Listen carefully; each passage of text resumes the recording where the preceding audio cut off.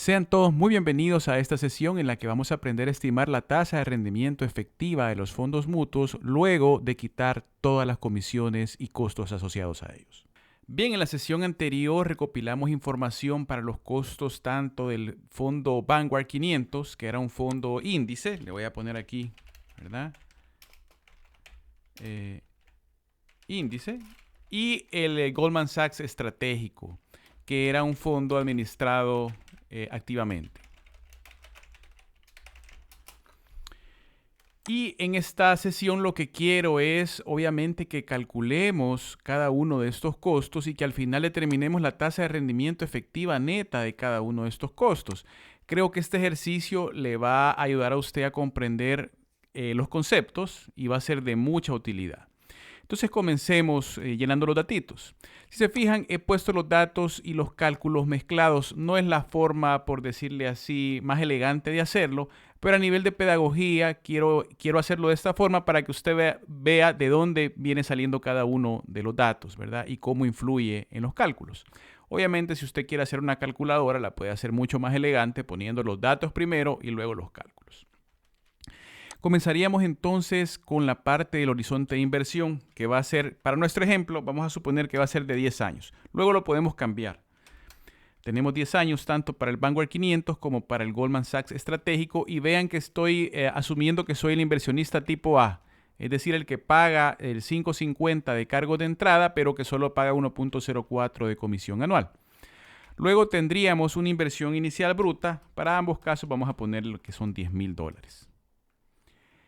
Y tendríamos unos cargos de venta de entrada que para el fondo de Vanguard era 0, pero para el fondo de Goldman Sachs estratégico, para el inversionista tipo A, era de 5.50. Es decir, la inversión neta inicial en el caso de Vanguard iban a ser los $10,000, ¿verdad? 10,000 por 1 menos el porcentaje, que es 0, seguirán siendo los $10,000. Pero en el caso de Goldman Sachs ya lo trasquilaron, ¿verdad? Le cobran prácticamente $550, $55 por cada $1,000 que invierte. Y él ya no entra al fondo con $10,000, sino que de entrada entra con 9,450, ¿verdad? Ya lo trasquilaron. Luego tendríamos la razón de gastos administrativos. En el caso de Vanguard era extremadamente competitiva, era de 0.04%. Y en el caso de Goldman Sachs está muy cercana a lo que cobra la industria, que es el 1%, en este caso el 1.04%. Luego tenemos los gastos misceláneos anuales. Aquí podríamos incluir aquellos $25 anuales que cobra Vanguard como fee. Y en teoría Goldman Sachs no le cobra nada. Luego tendríamos un rendimiento histórico. Vamos a tomar, ¿verdad? Y esto es más pedagógico que otra cosa. Vamos a tomar que Vanguard 500 da 12% históricamente y vamos a asumir que Goldman Sachs estratégico da 17% como rendimiento histórico, ¿verdad? Esto no es lo que tiene que suceder, sino que a nivel de historia, este fondo administrado activamente ha tenido un mejor rendimiento que el de Vanguard 500, que simplemente sigue el índice de S&P 500. Entonces, ¿cuál sería la tasa de rendimiento efectiva bruta?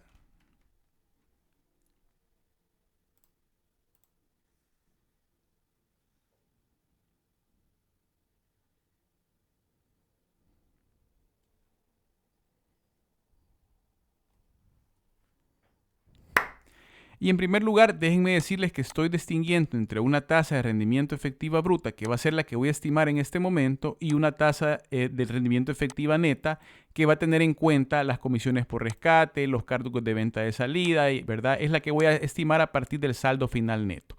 Esta bruta la voy a estimar a partir de este rendimiento histórico, quitándole simplemente la razón de gastos administrativos. Entonces, se la voy a explicar así como bebito, ¿verdad? Si yo tuviera $1 y lo invirtiera al 12%, tendría 1 más 12%, tendría 1.12. Si quieren, déjenme ponerlo esto ahorita como centavos. Tendría $1 con 12 centavos. Pero a este $1 con 12 centavos le tengo que quitar la razón de gastos administrativos. Entonces tendría 1 menos estos 0.04%. Ya no tendría 1.12 exactamente, sino tendría 1.119555, etc. Si yo le quito el 1 a esto, que sería la rentabilidad realmente, y lo pongo en formato de porcentaje, entonces ya no tendría un rendimiento, ya mi tasa de rendimiento efectiva bruta, ¿verdad? Ya no sería el 12%, sino que sería el 12%, ¿verdad? Y al que le he quitado esta razón de gastos administrativos. Si hago lo mismo para el 17%, vean, ahora mi tasa efectiva ya no es del 17%, sino es del 15.78. Vean que no es simplemente quitar este porcentaje, ¿verdad? Hay que hacer una multiplicación. Aquí, digamos, de casualidad nos está dando un valor muy cercano al 0.04, pero si se fijan, incluso si ya pongo más decimales, ya no es 11.96 exacto. No es simplemente quitarle 12%, 0.04%. No, ¿verdad? Y aquí es más explícito. Aquí no tengo 15.96, sino vean que tengo 15.78. Entonces hay que hacer esa multiplicación como se las acabo de mostrar. Entonces, ahora, ¿cuál sería nuestro saldo final bruto? Entonces, si yo invertí de forma neta, ¿verdad? $10,000 en este caso, los invertí al 11.96% por 10 años. Al final de los 10 años voy a tener 30.934.47. Ojalá. Recordemos, este es un rendimiento histórico, ¿verdad? Esta es una media ponderada de los rendimientos históricos del índice durante los últimos 10 años.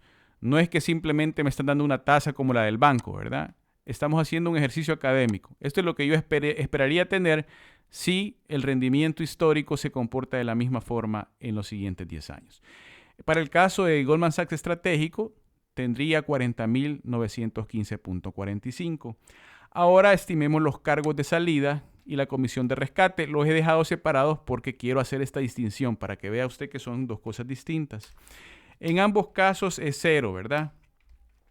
¿A qué me refiero los cargos de ventas de salida? Esto los paga sí o sí, digamos. Esto los establece cuando usted entra al fondo, le dice, mire, los cargos de entrada son 5.5% y el cargo de salida es 1%. Ese no se lo quita nunca.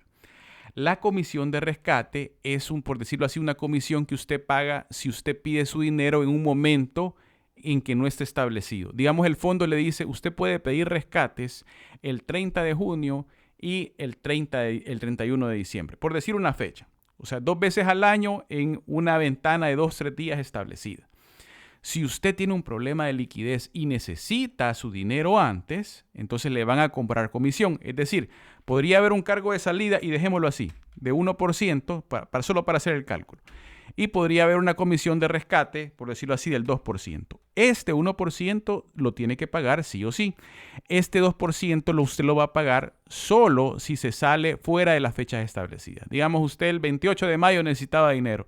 No podía esperarse hasta el 30 de junio, que era la fecha para hacer su rescate, entonces le cobran el 2%.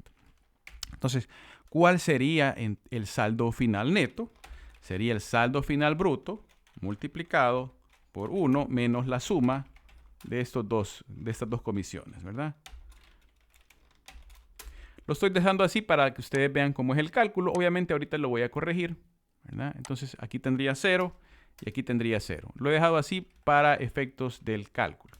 Bien, ahora déjenme estimar la tasa de rendimiento efectiva neta, que sería, digamos, la tasa de rendimiento que incluye todos los costos y comisiones de los fondos.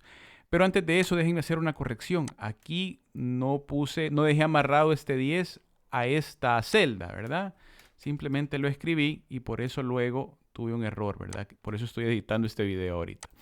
Entonces, ahora sí estimemos la tasa de rendimiento efectiva neta, que va a ser igual a la división, el cociente. Esto ya lo aprendimos a hacer, ¿verdad? De hecho, en la segunda sesión. La división del saldo final neto entre la inversión inicial bruta, ¿verdad? Yo metí $10,000 y contra eso lo tengo que comparar. No lo tengo que comparar contra el 9,450, ¿verdad? Que sería, pongámoslo en formato de centavos, sería 3 veces la inversión y en este caso 4 veces la inversión.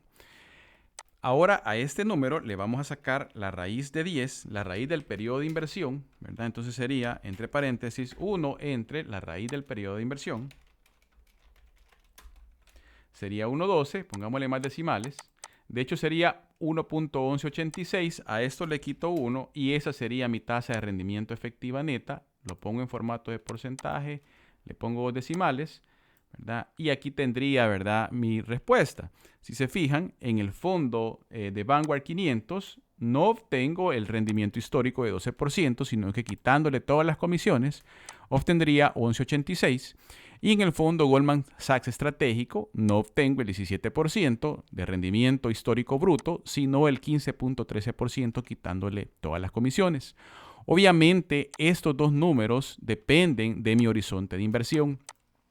Si yo voy a estar 10 años, me conviene estar en el Goldman Sachs estratégico, asumiendo que voy a obtener este rendimiento histórico, ¿verdad? No tiene por qué darse el caso. Vimos, es un fondo más volátil. Hay años en los que ha perdido 30%.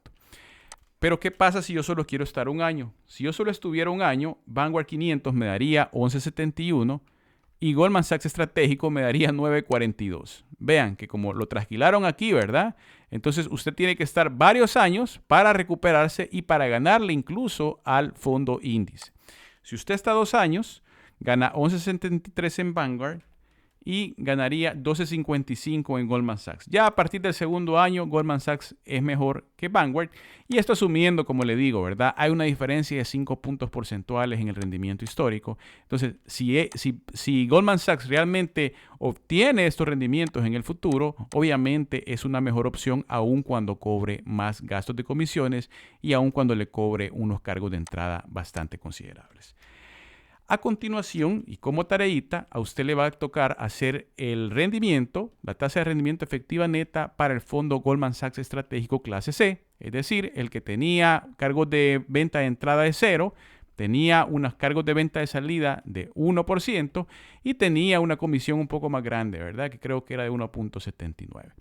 Con esto estaría finalizando la sesión. Muchas gracias.